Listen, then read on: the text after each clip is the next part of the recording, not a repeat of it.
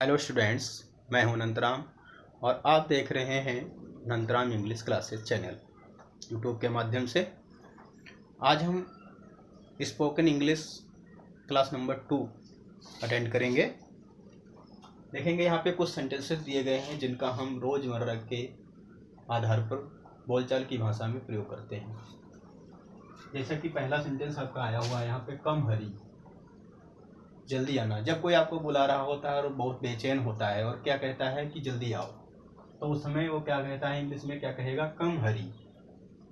और जब आप कहीं से निकल रहे होते हो, जगह कम होती है, तो किसी से भी जो पर्सन वहाँ पे खड़ा होता है उससे आप क्या कहते हैं, मूव असाइड। मूव असाइड, एक तरफ हो जाओ। फिर क्या है, उसी से कहते हैं जब जगह नहीं बनती है, वहाँ पे निकलने की जगह नहीं होती है थोड़ा, तो उसे क्या कहते हैं हम, पेव द वे, रास्ता खाली करो। पेव द वे कह सकते हैं, लीव द वे कह सकते हैं, रास्ता खाली करो, leave the way. Leave the way का भी यूज कर सकते हैं, लीव द वे का भी यूज हम कर सकते हैं। डोंट कट जोक, मजाक मत करो। किसी समय आपका मूड अच्छा नहीं होता है और कोई आपसे मजाक करता है, तो आप क्या कहते हैं, उससे कहते हैं डोंट कट जोक, कह सकते हैं आप मजाक मत करो। उस समय आपको कुछ भी नहीं अच्छा लगेगा, जब आप बैड मूड में होंगे तो आपको कुछ भी अच्छा नहीं लगेगा, तो you can say that do not talk nonsense, बकवास मत करो। फालतू की बातें जब कोई करता है तो अब भी आप उससे कहते हैं डू नॉट टॉक नॉनसेंस। फिर क्या होता है, जब कभी आप दुखी होते हैं, कोई आपसे बार बार बोलना चाहता है, कोई आपको बुलाना चाहता है, बार बार चाहता है कि आप बोलें, उससे बात करें, लेकिन उस समय आप क्या कहते हैं, क्योंकि आपका मूड नहीं अच्छा है इसलिए आप कह सकते हैं लीव मी अलोन, मुझे अकेला छोड़ दो।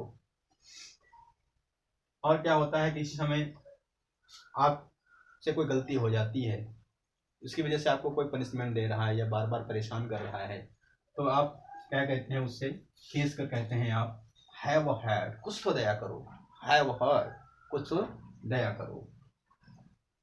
प्लीज वेट अ बिट, जरा ठहरिए। कोई आपसे कहता है जल्दी करो, लेकिन आपको थोड़ा काम होता है, उसे करने के बाद आप चलना चाहते हैं, उसके साथ में जाना चाहते हैं, या कहीं के लिए आप निकलना चाहते हैं किसी के साथ, तो या कोई आपके लिए बाइक लिए खड़ा है वहाँ पे, तो आप उससे कहते हैं कि थोड़ा काम कर रहे हैं आप, इसलिए उसे कहते हैं प्लीज़ वेट अ बिट, जरा ठहरिए, साथ में चलेंगे भी, तो प्लीज़ वेट अ बिट। फिर क्या है, आप जरा और ठहरिए, थोड़ा देर लग रही है, अगर आपको कुछ काम कर रहे हैं, नहीं चल पा रहे हैं जल्दी से उसके समय पे, फिर उसे आप दोबारा रिक्वेस्ट करते हैं, उससे क्या कहते हैं, please stay a little longer, जरा और ठहरिए।